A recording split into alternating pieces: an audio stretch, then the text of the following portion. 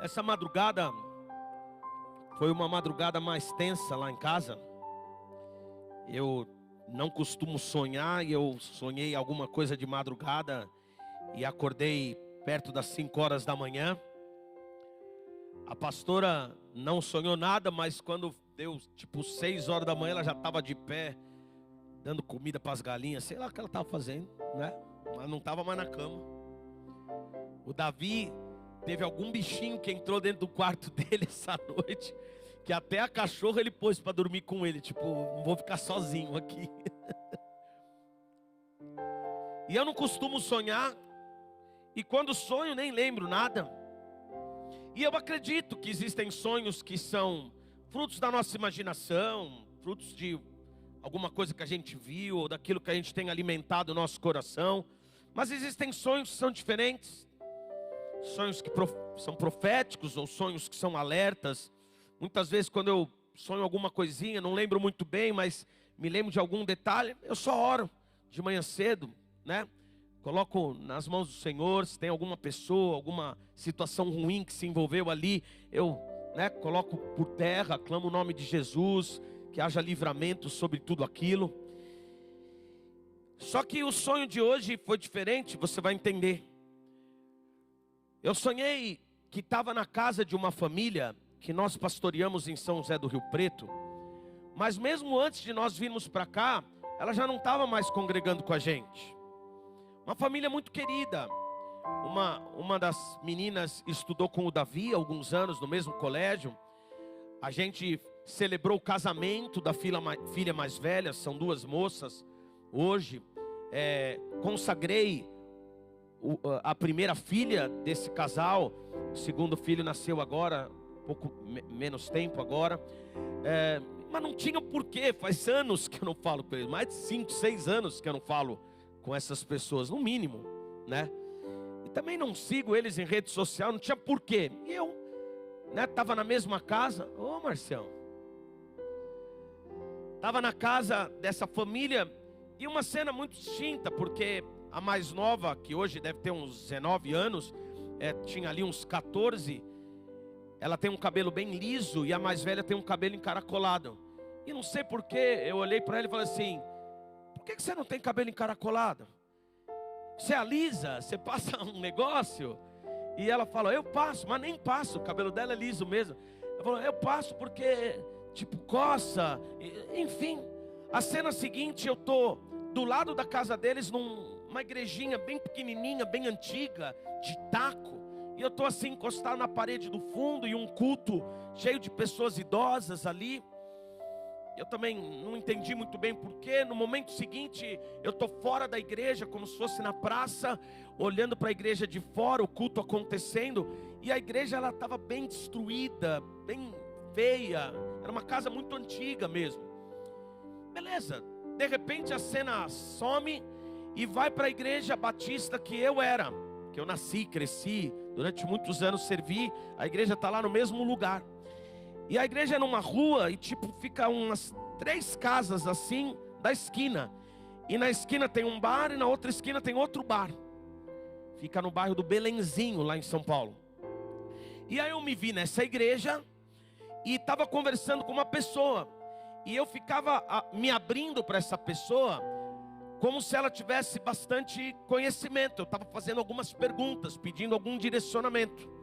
A esposa dessa pessoa estava do lado e a pastora também estava. Mas a gente vai para aquele bar na esquina, e daí então assim, eu estou conversando com a pessoa, e ela põe a mão assim no balcão, como se fosse pedir um pão na chapa, alguma coisa assim. E nesse momento eu estou de frente para ela, a pastora vem, passa na minha frente e dá um beijo nesse cara. Aí vocês vão entender que a minha noite foi tumultuada, que eu acordei irado. Cadê ela que não está aqui na cama? Eu desci na hora de tomar o meu remédio, assim, eu nem cumprimentei ela direito, eu estava indignado. Foi até engraçado, porque eu contei esse sonho para ela, indo embora aqui da igreja, da parte da manhã, da escola. E aí ela falou assim: e você, ficou com raiva de mim? Eu falei: eu ainda tô. E ela deu um beijo nesse cara, que eu não vou falar o nome, porque eu sei o nome de quem é, uma pessoa da minha família. E ela deu um beijo, um selinho, mas não foi um negócio desavisado, foi um negócio assim, vem cá, por favor. Ela deu um beijo nele, fazendo assim, ó, tipo assim, ó.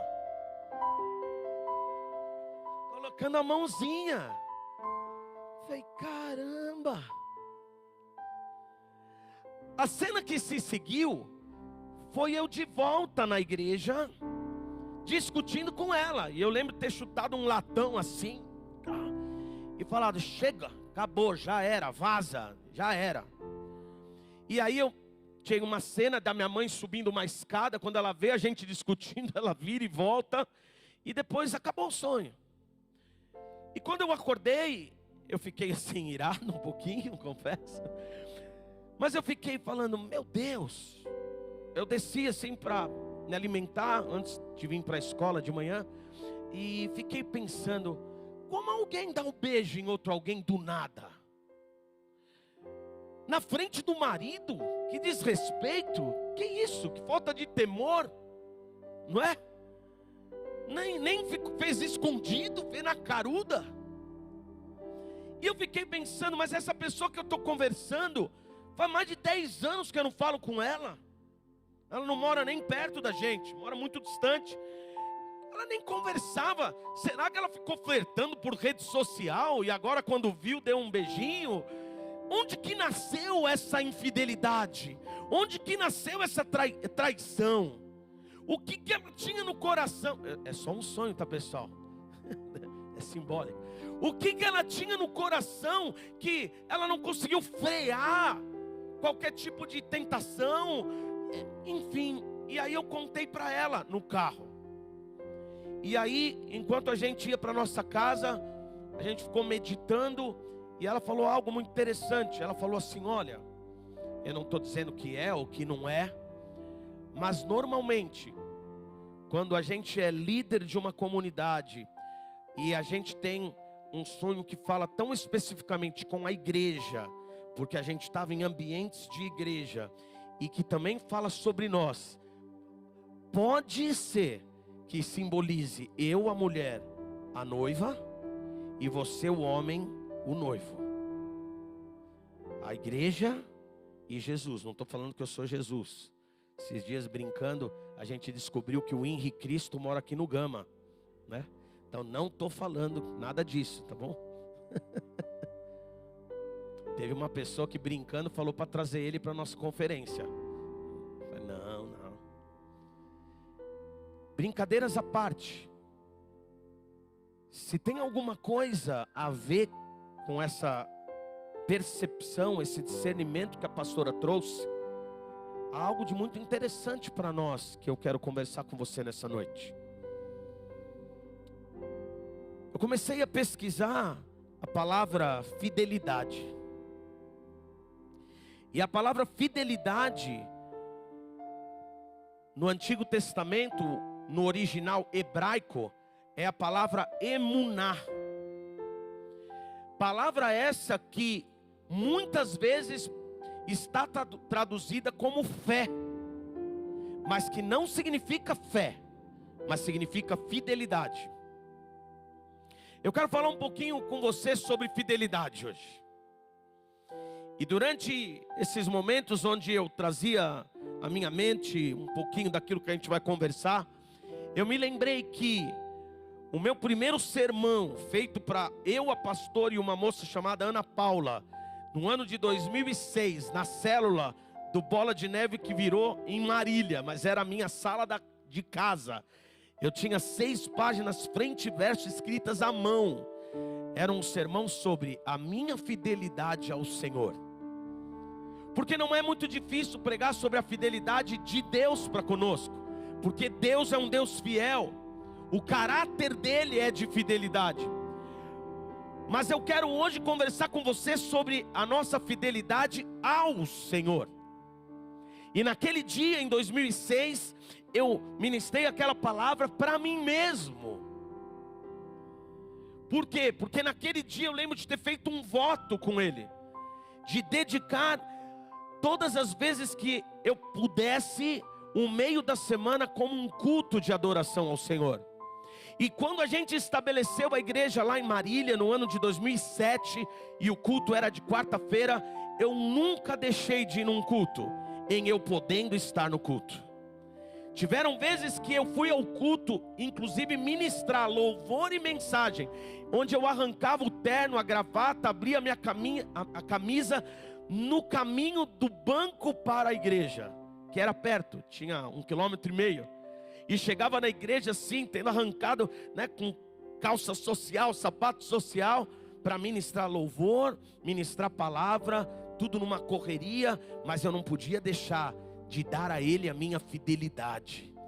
O meu voto de estar presente era maior talvez do que o meu dinheiro, do que o meu cargo, de tudo que eu podia dar, por causa da minha fidelidade para com Ele. Fidelidade é algo muito interessante, porque fidelidade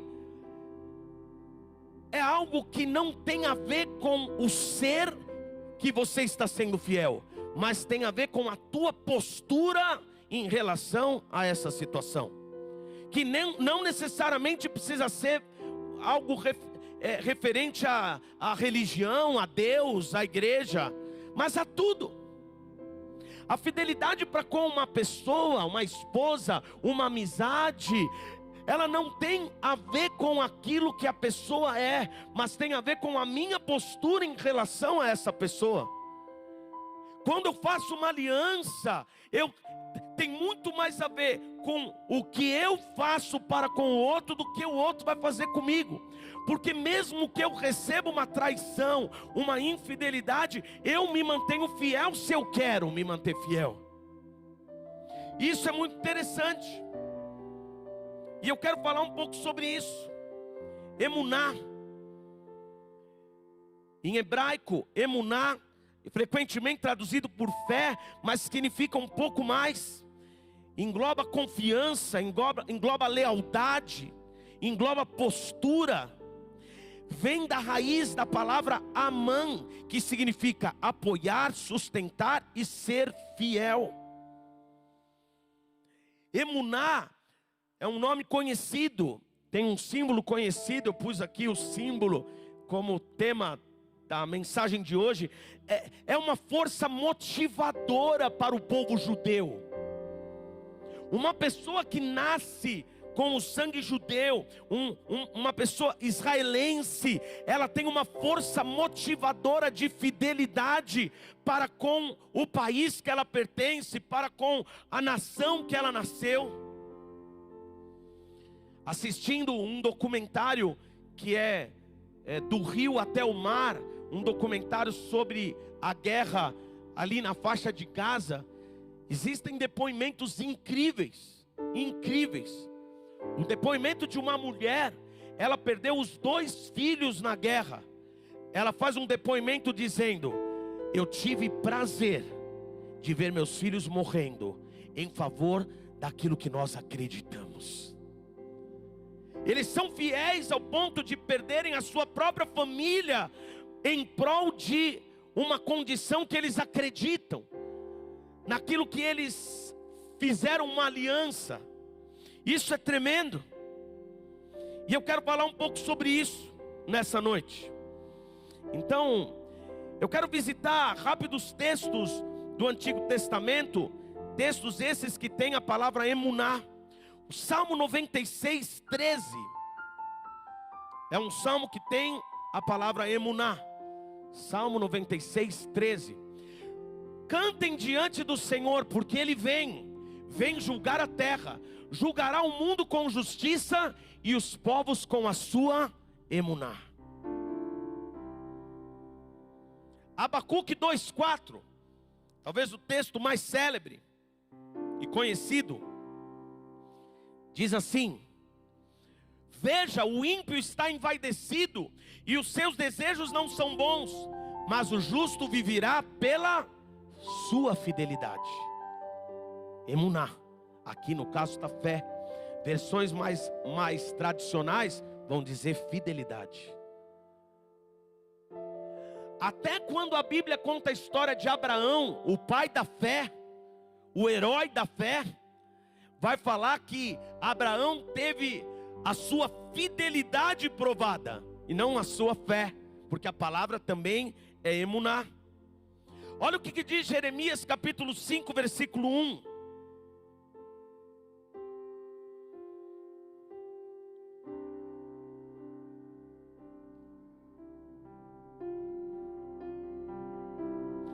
Percorram as ruas de Jerusalém, observem com atenção, procurem nas suas praças. Se puderem encontrar alguém que haja com honestidade e que busque a verdade, então perdoarei essa cidade. A palavra emuná está aqui no busque a verdade. Numa versão mais tradicional que fala assim, que seja leal. Então esse que busca a verdade, se tiver alguém que haja com honestidade e seja fiel, seja leal, seja emuná, esse é o contexto desse texto. Mas eu quero que você venha comigo em mais 3 textos, bem rápidos, só para eu fazer essa citação. Êxodo 17, 12, diz assim: quando as mãos de Moisés já estavam cansadas, pegaram uma pedra e colocaram debaixo dele, para que nela se sentasse. Arão e Hur mantiveram erguidas as mãos de Moisés, um de cada lado, de modo que elas permaneceram emuná até o pôr do sol.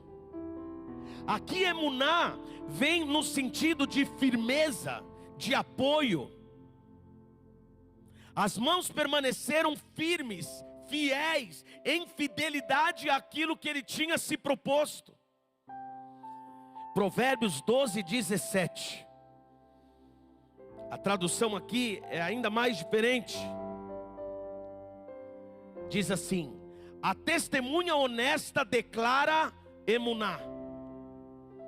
Aqui a tradução não é por fé, mas a tradução é por verdade. Mas a testemunha enganosa conta mentiras. Emuná então é um termo que é traduzido por fé ou por verdade, às vezes por firmeza ou lealdade, mas que significa tudo isso junto.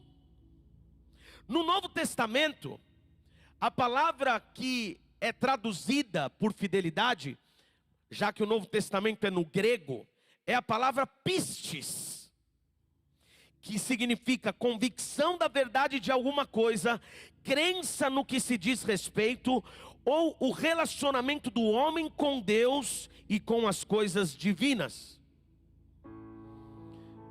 Abacuque 2:4,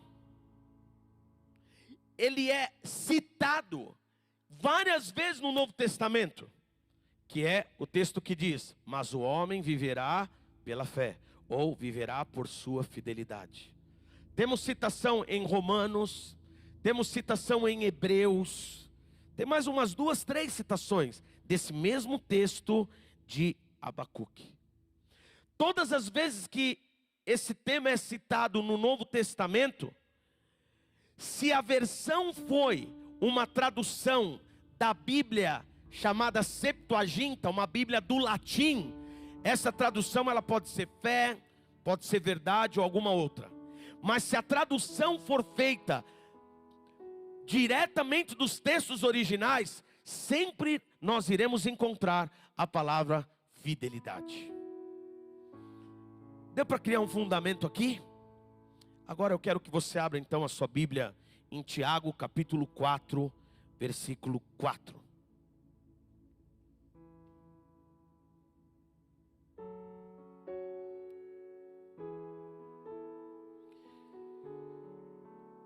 Um texto duríssimo. Esse Tiago é o irmão de Jesus, que escreve talvez uma das cartas mais práticas, dirigida às 12 tribos. Uma carta que aborda questões práticas da primeira igreja, das primeiras comunidades cristãs, como favoritismo, como fé sem obras. No capítulo 3, como o poder da língua, todas essas questões. E no capítulo 4, Tiago ele vai falar sobre alguns conflitos e disputas entre os crentes da comunidade, falando inclusive de paixões e desejos. E quando chega no versículo 4, ele diz assim: adúlteros, numa outra versão, infiéis.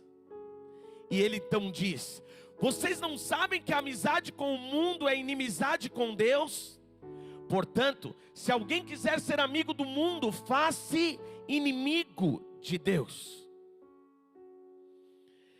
Quando a gente então vai falar de inimizade, que é uma postura de hostilidade ou de oposição a alguma coisa, na verdade Tiago está relacionando essa inimizade com Deus ou amizade com o mundo, ele está relacionando isso como um alinhamento ou um desalinhamento. Ele está falando algo assim: se você prefere alinhar-se com o mundo, você se desalinha com Deus. Mas se você quiser se alinhar com Deus, você fica inimigo com o alinhamento do mundo. Esse mundo aqui não é o planeta Terra, amém? Está falando do sistema de valores, no sistema de crenças, no sistema de posturas que o mundo impõe. É a mesma forma de abordagem que o apóstolo Paulo faz em Romanos 12, quando ele diz: não vos conformeis com esse mundo, não tomem a forma desse mundo, não pensem igual a esse mundo, não ajam igual a esse mundo. Teoricamente, não alinhem-se com as posturas que o mundo tem, porque se você se alinhar, você se torna inimigo de Deus, desalinhado com Deus. Então, a amizade com o mundo, ela significa um relacionamento que se torna próximo do mundo. Não significa que você também não possa ter um relacionamento com Deus, mas o seu alinhamento é com o mundo, de quem você é amigo. Uma vez eu e meu irmão, nós fomos comer com um rapaz, muito amigo nosso, hoje um pouco distante, e que ele estava bem distante das coisas de Deus. Ele trabalhava num restaurante lá em São Paulo, e nós fomos comer lá no restaurante só para sermos atendidos por esse rapaz. E aí então, era aquele restaurante que o garçom senta na mesa, brinca com você e tal. E a gente então fez uma abordagem de amor, tentando resgatar a vida daquele jovem. E aí ele mesmo disse assim, ele fala: eu amo a Deus, mas eu também amo o mundo. A constatação dele mesmo: eu amo a Deus, eu confio, eu creio no seu poder, eu creio no seu perdão, mas eu também gosto, eu estou alinhado, eu estou apaixonado por as coisas que o mundo oferece. E aí, de uma forma um pouco dura, mas amorosa, porque a gente estava entre 3 amigos, a gente leu Tiago capítulo 4, versículo 4. E não teve outra palavra para dizer para ele, senão: você é um infiel, adúltero. Porque não tem como ser amigo de Deus e ser amigo das coisas do mundo. Não tem esse meio termo na Bíblia. É o morno de Apocalipse, que o próprio Jesus diz: o morno eu vomitarei. Não tem como. Ou você está alinhado com os princípios e as práticas que Deus tem para você, ou você vai estar alinhado com as coisas que são contrárias ao Senhor. A Bíblia é muito clara, não existe meio termo. Ou você é por mim, ou você é contra mim. Ou você ajunta comigo, ou você está espalhando. Há uma batalha na nossa mente, porque a carne milita contra o espírito milita contra a carne. Não tem como ser amigos. Quando joga os dois no octógono, é pancadaria. Eles não saem de mão dadas, abraçados. É um querendo matar o outro. E é assim aquilo que a gente vive na nossa postura e no nosso relacionamento com Deus. É essa a dinâmica que me tornou tão irado em função do sonho dessa madrugada. Como pode ela ter perdido o temor, e na minha frente ter dado um beijo, ter flertado com a pessoa que eu estava conversando, na minha frente, na frente da esposa desse rapaz. Que loucura é essa? Que desalinhamento! Aonde estava essa raiz que fez dela uma pessoa completamente absurda, louca, para tomar uma atitude como essa? Nós não podemos esquecer, queridos, que nós estamos numa batalha espiritual. Olha o que João diz em 1 João, capítulo 2, versículos 15 e 16. Ele diz assim: não amem o mundo, nem o que nele há. Se alguém ama o mundo, o amor do Pai não está nele. Pois tudo o que há no mundo, o desejo da carne, o desejo dos olhos e a soberba da vida, não vem do Pai, mas vem do mundo. Então João está falando: não ama o mundo, querido. Porque se você amar, o amor do Pai não vai estar em você, não vai estar em mim. Porque tudo que vem do mundo, todos esses desejos, não vem do Pai. Se isso não gerar um temor em você e em mim, para me manter fiel àquilo que eu me proponho, o que vai gerar? Perder o amor do Pai por mim? Meu Deus do céu, nem um selinho, nunca, nem um flatzinho, nem uma curtidinha na foto do outro. Eu me blindo para não perder o amor do Pai. Qualquer coisa que possa significar que eu estou me tornando amigo das coisas do mundo, eu preciso de distância.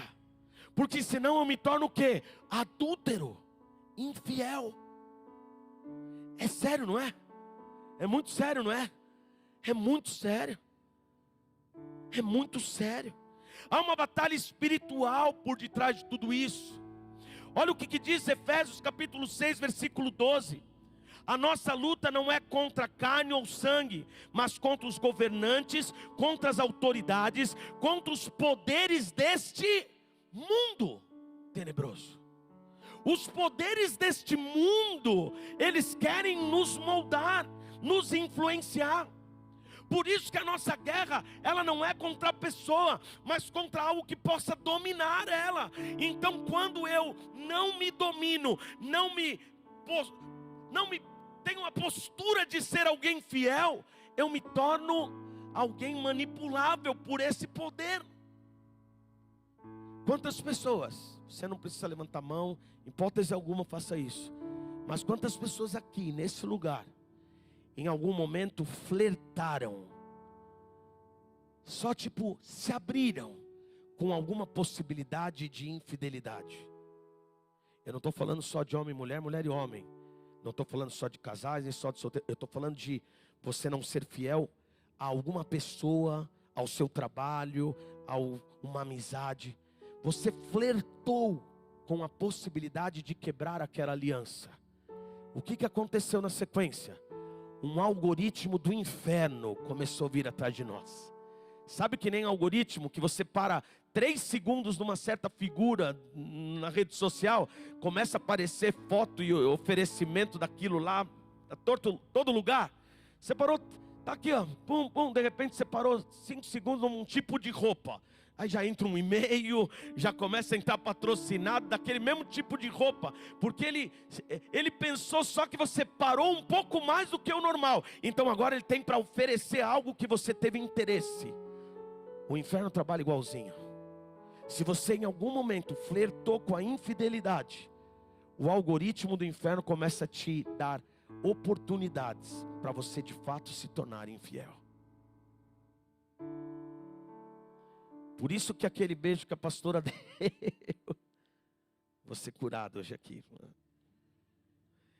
Aquele beijo que a pastora deu no sonho, ele mexeu comigo. Ele mexeu. Porque eu fiquei pensando, ninguém sai dar um beijo desse do nada. Onde ela agasalhou, onde há uma raiz, aonde ela se abriu para essa possibilidade. Mas as respostas estão nos versículos que seguem do próprio Tiago. E eu quero ler os versículos que seguem. Pode colocar do 5 até o 8. Ou vocês acham, então vamos lá, vamos ler tudo de novo, do 4. Adúlteros, vocês não sabem que a amizade com o mundo é inimizade com Deus? Portanto, se alguém quiser ser amigo do mundo, faça inimigo de Deus. Ou vocês acham que é sem razão que a Escritura diz que o Espírito Santo, que Ele fez habitar em nós, tem fortes ciúmes? Ele, porém, concede-nos graça maior.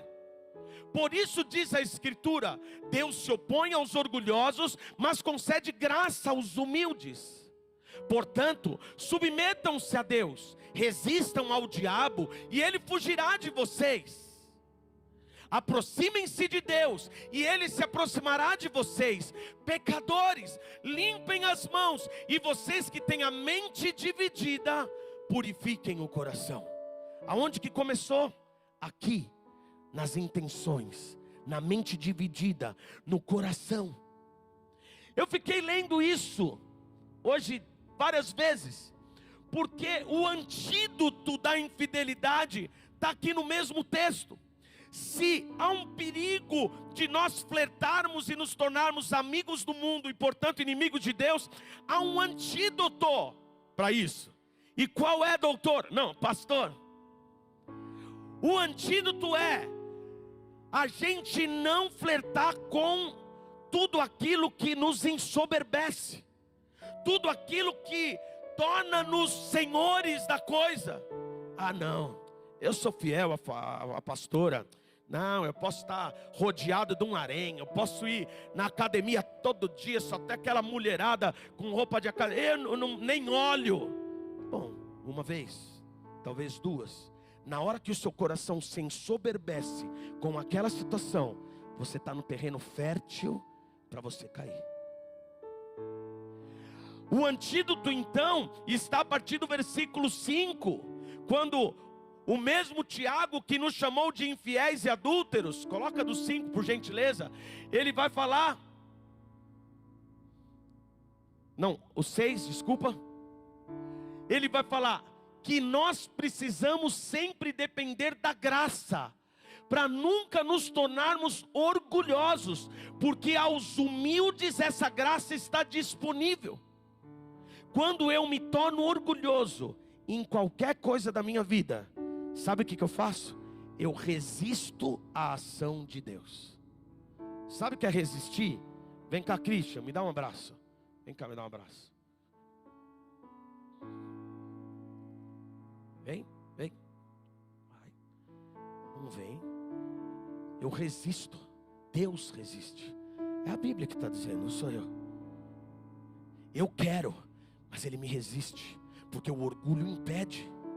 A graça não se manifesta aonde está preenchido do orgulho humano. A graça só se manifesta quando há um esvaziamento da pessoa. E aí então aquele vazio é o espaço necessário para a graça se transbordar. É o que Paulo nos ensina quando ele vai falar para o Senhor e ora algumas vezes: tira esse espinho da carne de mim, isso aqui me atrapalha. Ele fala: para que você não se ensoberbecesse, eu coloquei um espinho na carne.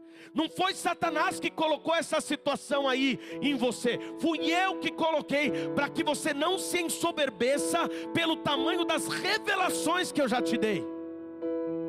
Então, para que você não se glorie em saber tanto, em viver tanto poder, em saber todas as coisas, em fazer bem em muitas áreas da sua vida, para que você não se ensoberbeça, eu te dei uma situação.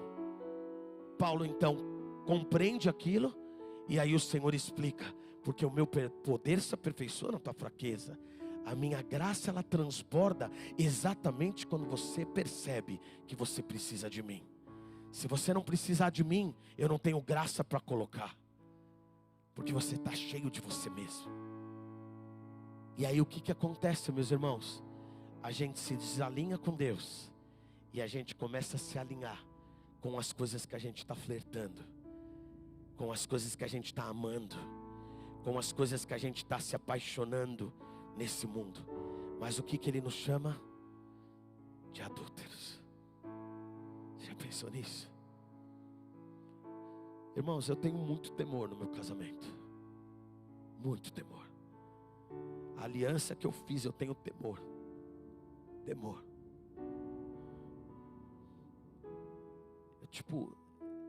Todas as vezes que eu tive cenários que poderiam facilitar o meu coração começar a se inclinar para algo, eu me blindei de uma forma tão ríspida, até de fazer as pessoas acharem estranho a minha postura. Mas era para me blindar, não era por causa delas, era por causa de mim mesmo, por causa da minha fidelidade. Não, nem a pau. Moto, por exemplo, eu sempre tive moto. Nunca dei carona para mulher. Falei, como que eu posso dar uma carona para mulher? Imagina, aqui a mulher aqui agarrada em mim. Não dou. Pensa, parece brincadeira, mas não é verdade? Não dou. Minha moto hoje tem um banco só, mas não é por causa de mulher, é por causa dos filhos. É por causa dos filhos.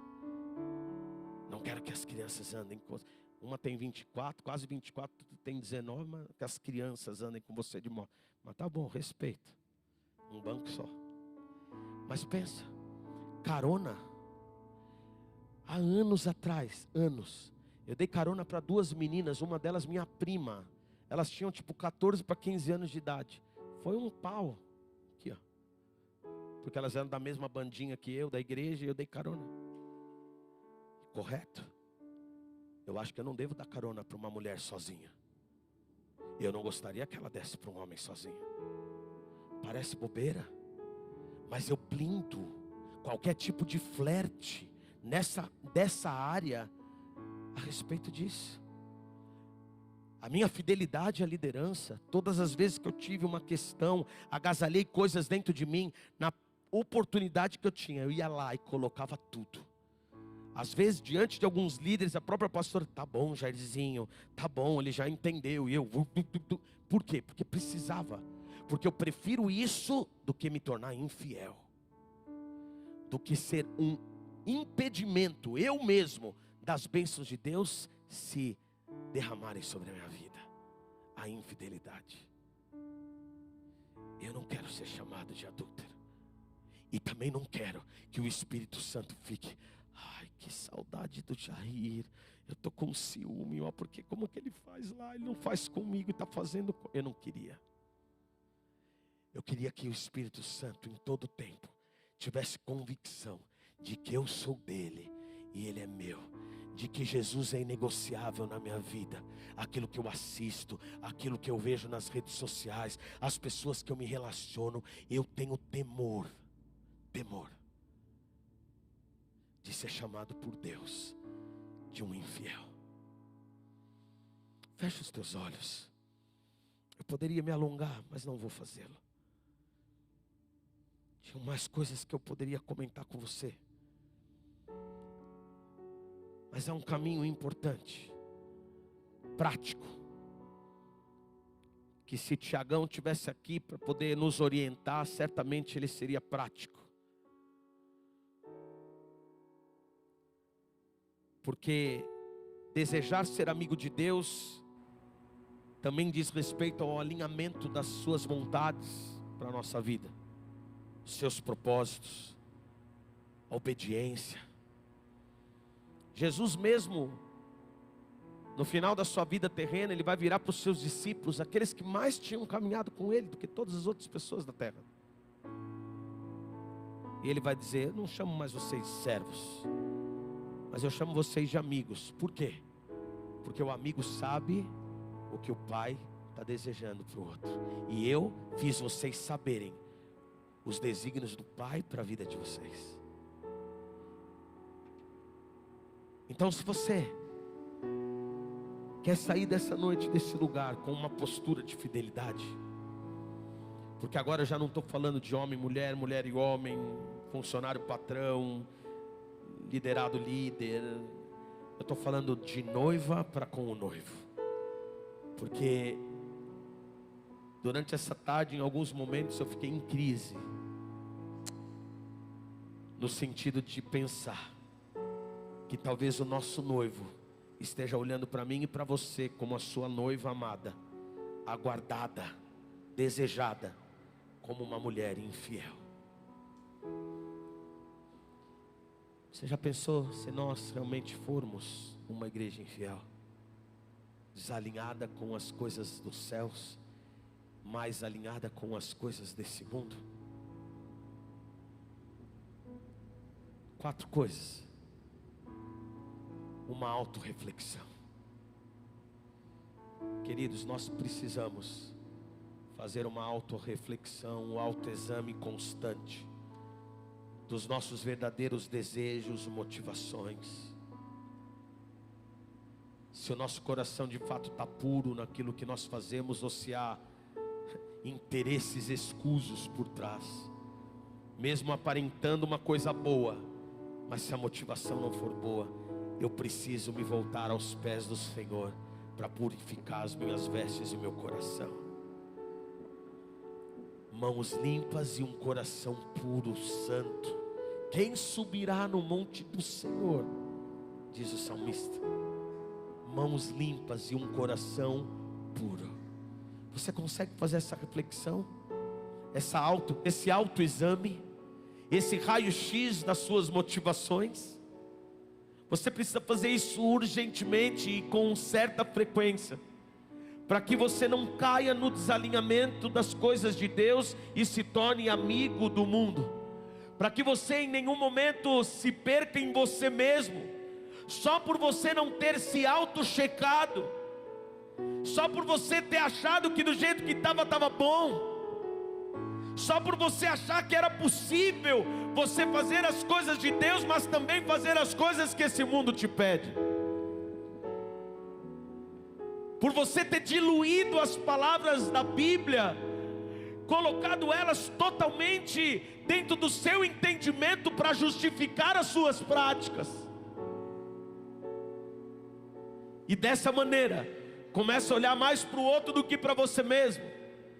É aquele lá, do cisco do olho no outro, mas não vê a trave no seu próprio olho. Porque não faz autoexame, porque não faz autorreflexão, porque quando ora só pede, só fala, mas não se arrepende, não se prostra, não chora, não reconhece. O segundo ponto, arrependimento. Mas não arrependimento puro e simples, fruto de arrependimento, algo que mostre que de fato você confessa os seus pecados, e que de fato você deseja do perdão e da graça do Senhor.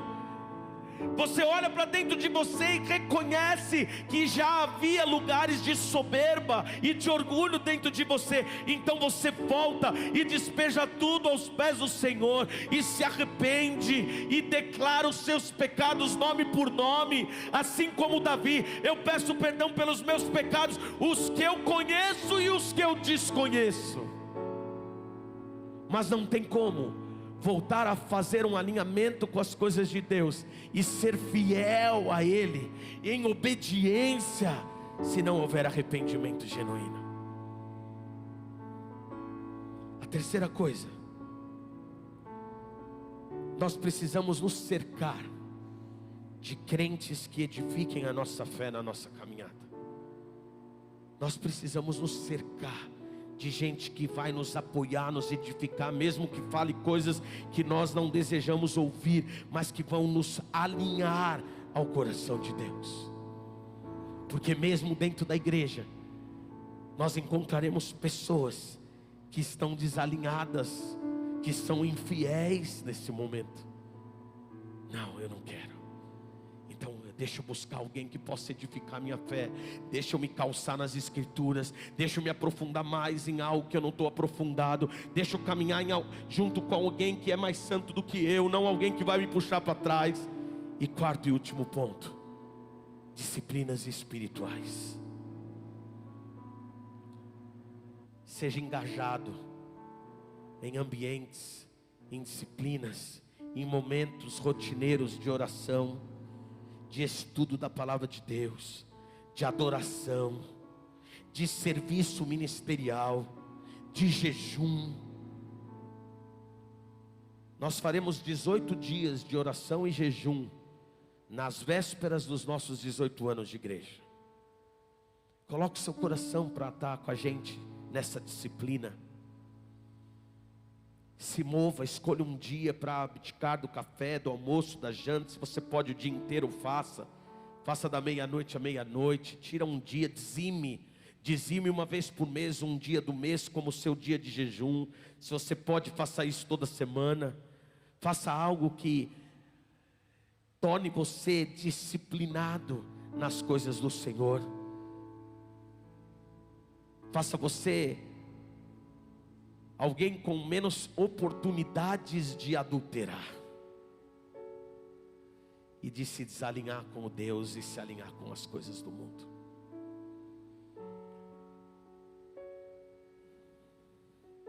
Você pode fazer uma oração aí com você mesmo? Você não precisa orar em voz alta se você não quiser. Você não vai orar para mim. Mas eu queria te dar essa oportunidade antes do culto acabar. Porque você pode sair daqui desse culto ainda desalinhado. Inimigo de Deus. Com o Espírito Santo chegando ali na porta no seu carro e já chorando de ciúmes. Borbulhando alguma coisa dentro de você porque ele ama estar com você e você não está com ele. Mas você pode sair daqui com o teu coração completamente alinhado com o coração de Deus. Amém? Amém? Você pode sair daqui como alguém fiel, em fidelidade. Em Gálatas capítulo 5, a palavra de Deus cita obras da carne, mas ela também cita o fruto do Espírito Santo. E você sabia que pistes, a fidelidade, é um fruto do Espírito Santo? Então você aqui, nesse momento do culto, pode dizer: Espírito Santo, eu me arrependo, eu me prostro. Frutifica em mim a fidelidade, porque ela não vem de mim mesmo. Eu não estou conseguindo ser fiel. Eu preciso que o Senhor provoque isso dentro de mim agora. Eu me prostro, eu me humilho, eu me esvazio. Você pode dizer isso? Se você desejar, eu quero cantar uma canção. E enquanto a gente canta essa adoração, eu gostaria que você sentisse toda a liberdade para poder ministrar ao Senhor e ser ministrado pelo Espírito Santo. Se você precisar se ajoelhar, você se ajoelha. Se você precisar procurar alguém, você pode procurar. Se você sentir que deve vir até aqui à beira do altar para se prostrar, faça isso também. Eu só não desejo que você saia daqui desse culto ainda infiel ao Senhor e aquilo que Ele pede de você, a obediência daquilo que Ele já tem falado ao seu coração. Não tem nada a ver comigo, mas tem a ver com Ele. Amém? Esse é o seu momento, igreja. De tudo que eu possa querer, existe algo que eu desejo mais.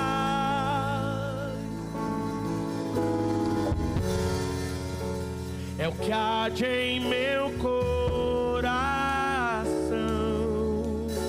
Eu quero ser fiel até o fim. Vamos no início de novo. De tudo que eu possa querer, faça essa oração comigo. Existe algo que eu desejo mais.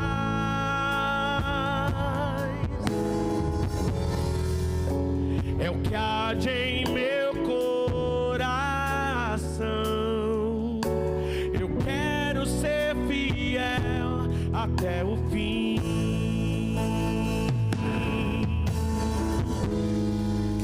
E honrar a aliança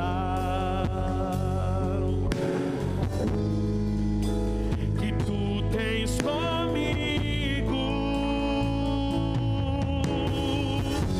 Diga isso. Custe o que custar, tomar a minha cruz e te seguir. Ser fiel. Eu quero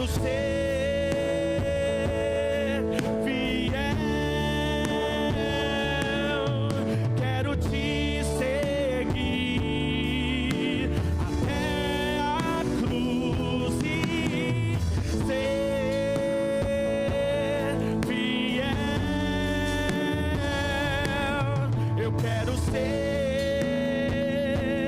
fiel,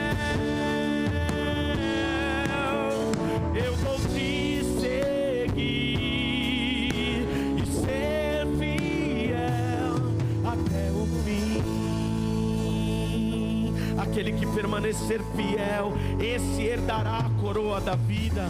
Aquele que for fiel até o fim, aquele que perseverar, esse herdará o meu reino, disse Jesus. Ele espera de mim e de você fidelidade. Vem com um espírito de temor sobre nós hoje aqui, Espírito Santo de Deus. Vem com um espírito sobre nós que nos dê temor das coisas desse mundo. Eu quero fazer essa oração de novo com você. Se você quiser, como eu já falei, você pode se ajoelhar, você pode cantar comigo.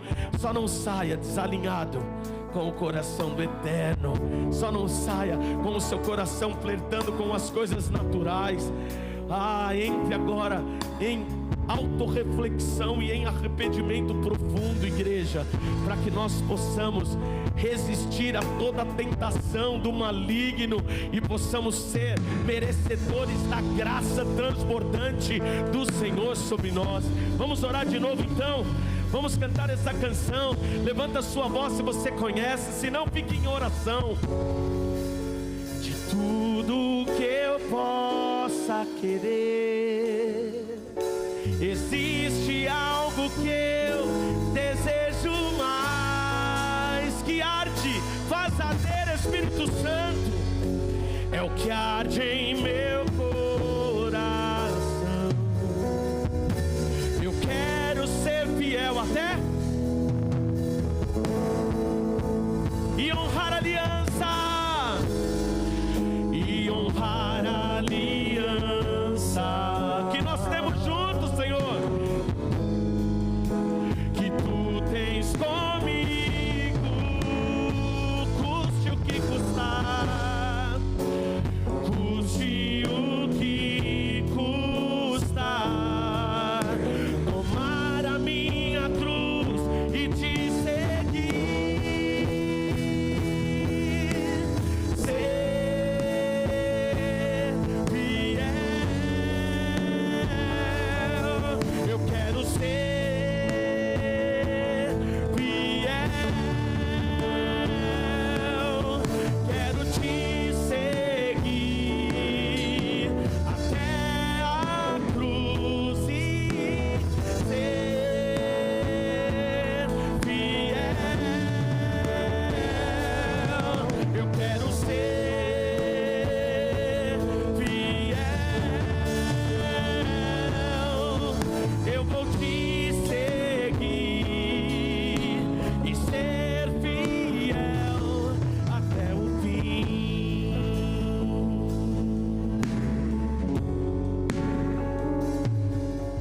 Eu quero. Se você pode, se prostre aí diante do Senhor, incline o seu coração diante dele. Eu não quero, Senhor, ser infiel em nenhum momento da minha vida ao Senhor. Gera em mim, Senhor, gera na sua igreja uma postura de fidelidade àquilo que o Senhor tem falado, àquilo que o Senhor tem pedido.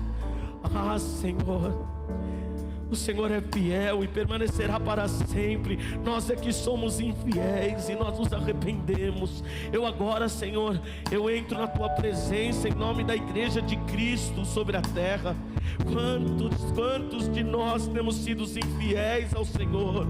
Temos, Pai, permitido que tanto alinhamento do mundo entre no nosso meio. Senhor, temos flertado demais com o mundo e muitas vezes nos alinhado mais com o mundo do que com o céu, Senhor. E nós nos arrependemos disso. Nos perdoa, nos perdoa. Espírito Santo, você não vai sentir mais ciúme de nós, não. Você não vai, porque aqui, Senhor, tem pessoas arrependidas que desejam alinhar-se com o teu coração. Arranca toda raiz de motivações erradas, escusas sombrias, mesmo com aparência de coisas boas, Senhor. tudo aquilo que nos trava e que nos impede de seguir, nos impede de crescer, nos impede de viver a plenitude, Senhor, nós colocamos por terra agora, em nome de Jesus. Lava as nossas mãos, purifica o nosso coração, purifica o nosso coração, Senhor. Purifica, Senhor, as nossas motivações mais dentro de nós, Senhor, mais profundas, tudo aquilo que fica escondido durante tanto tempo e a gente tem medo de tocar, mas de repente vem à tona, de repente explode dentro de nós. Arranca isso agora, em nome de Jesus, Senhor, porque nós não queremos ser chamados de adúlteros, nós não queremos estar incluídos nesse versículo de Tiago, capítulo 4, versículo 4. Nós não queremos, por isso fazemos essa autorreflexão, por isso, Pai, nos arrependemos diante do Senhor nessa noite. Posso orar por você, meu irmão? Fortalece aqueles que estão cansados, aqueles que não têm hábitos e disciplinas espirituais, aqueles que não conseguem mais abrir a sua palavra, aqueles que não conseguem ter um tempo pequeno que seja de oração e adoração, aqueles que, Pai, têm o ouvido e o coração inclinado muito mais para as coisas dessa terra do que para as coisas dos céus. Ah, Senhor, casas aqui representadas, Pai, que já são ambientes desalinhados com o céu. Já há tempos bem experimentado dessa realidade. Ah, Tua palavra diz que a gente tem que voltar para o Senhor, que o Senhor se voltará para nós. Então nós nos voltamos para o Senhor agora. E eu oro para cada casa aqui representada, que comece a haver um despertamento de leitura da palavra, um despertamento por literatura cristã, um despertamento por oração, um despertamento por arrependimento, um despertamento por práticas de jejum, um despertamento por tronos de adoração acontecendo em cada lar, em cada ambiente, Senhor. Não nos permita seguir como igreja somente fazendo programações sem um tempo de prostração, de ajoelharmos, de nos arrependermos, de fazermos autorreflexão acerca de nós mesmos, Senhor. Mas não nos chame de adúlteros, nos traz para perto de novo, Senhor. Há pessoas aqui que talvez estejam com um arrependimento muito genuíno, Senhor. Fortalece essas pessoas agora, dá um ânimo novo, Senhor. A Tua palavra diz que até os jovens se cansam, mas os que esperam no Senhor recebem asas para voar como águias. Correm e não se cansam, andam e não se fatigam. Renova as nossas forças, Senhor.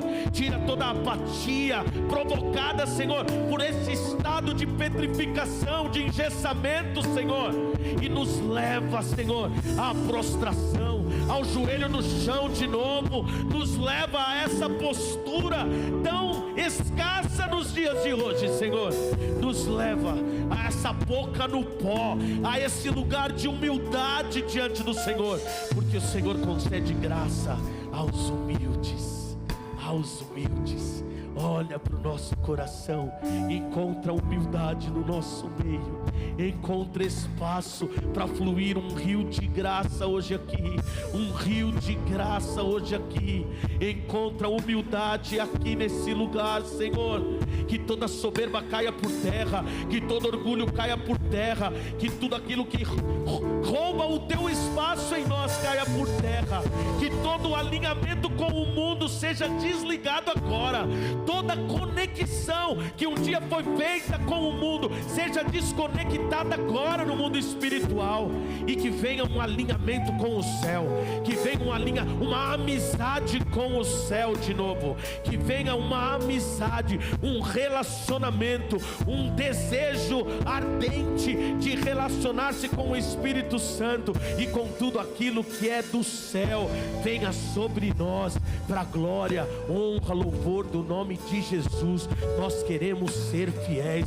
Se você quer ser fiel, declare em voz alta: eu quero ser fiel, eu vou ser fiel até o fim. Eu não vou adulterar, eu não vou desaliançar, eu serei fiel até o fim. até o fim, até o fim. Se você crê nisso, dê um aplauso bem forte, meu querido. Adore o nome do Senhor de verdade, de verdade, de verdade. Adore o nome de Jesus.